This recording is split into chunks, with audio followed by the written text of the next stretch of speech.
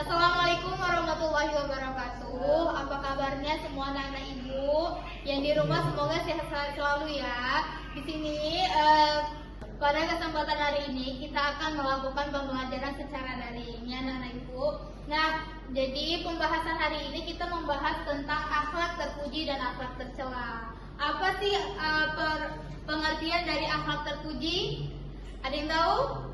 Nah, jadi akhlak terpuji adalah akhlak yang disenangi oleh Allah Subhanahu wa taala dan Rasul-Nya ya. Jadi anak-anak ibu, kita harus berperilaku baik sama orang lain maupun ke diri sendiri ya. Nah, di sini penjelasannya selalu membaca doa. Ada nggak anak-anak ibu yang masih tidak pernah membaca doa ketika melakukan kegiatan?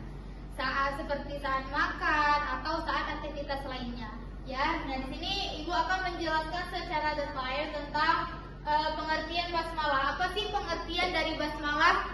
Jadi basmalah adalah ucapan Bismillahirrahmanirrahim, yaitu adalah kunci untuk membuka keberkahan dan kekuatan dalam setiap aspek kehidupan kita ya. Jadi ketika kita sering-sering sebelum melakukan kegiatan atau melakukan aktivitas kita, diutamakan membaca Bismillahirrahmanirrahim dulu agar menjadi keberkahan untuk kita dan berjalan dengan lancar. Kemudian, apa sih keutamaan basmalah dalam hadis?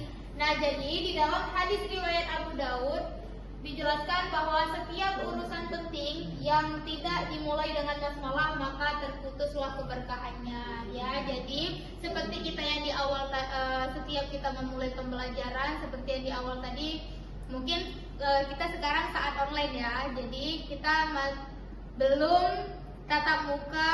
Kemudian apa sih manfaat membaca basmalah? Jadi anak-anak ibu, ketika kita membaca basmalah itu setiap pekerjaan kita akan diberkahi dan diridhoi oleh Allah Subhanahu wa taala. Kemudian memulai belajar dengan basmalah akan memudahkan pemahaman dan daya ingat kita ya. Jadi membaca basmalah ini itu mengingatkan berarti kita itu taat kepada Allah, berarti kita masih butuh pertolongan kepada Allah ya. Jadi itulah kita dengan membaca basmalah ini kita menunjukkan keteladanan kita kepada Allah Subhanahu wa taala. Kemudian memperkuat hubungan dengan Allah.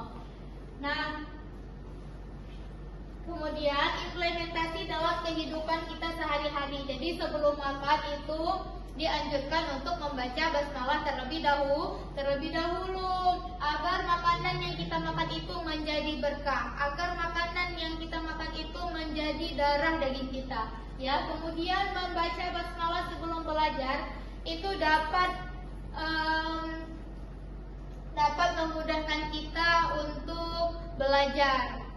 Kemudian membaca basmalah sebelum melakukan pekerjaan agar pekerjaan kita menjadi lancar dan mendapatkan pertolongan dari Allah Subhanahu wa taala. Kemudian membaca basmalah sebelum tidur ya. Jadi sebelum tidur ini kita sangat penting sekali membaca basmalah terlebih dahulu ya. Agar apa Bu? Agar tidur kita tidak terganggu dari hal apapun ya, hal gaib atau dan lain sebagainya. Kemudian akhlak tercela ya. Yang awal tadi ada akhlak terpuji. Akhlak terpuji tadi akhlak yang disenangi oleh Allah. Nah, kebalikan dari akhlak tercela adalah akhlak yang tidak disenangi oleh Allah Subhanahu wa taala dan Rasul-Nya. Maka akhlak tercela ini itu kita harus, jadi akhlak tercela ini harus kita jauhi ya teman-teman, karena akhlak tercela ini tidak bagus. Sombong, tidak mau membaca doa.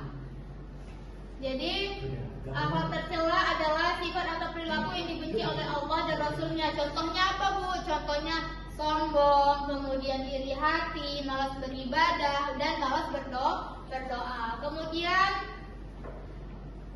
orang yang tidak mau berdoa itu tidak mau berdoa menunjukkan sikap tidak butuh kepada Allah dan termasuk bentuk kesombongan ya. Jadi kita masih seorang hamba yang lemah, harus masih membutuhkan pertolongan dari Allah Subhanahu wa taala. Maka dari itu jangan lupa untuk memulai segala apapun dengan membaca doa.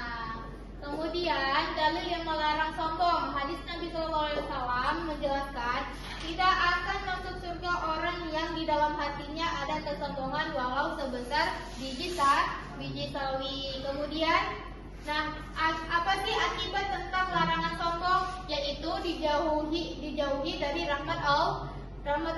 Kemudian doanya tidak dikabulkan. Ya, kemudian hatinya menjadi keras dan dijauhkan dari petunjuk. Nah, ini maka ini perlakuan yang sangat harus dijauhi.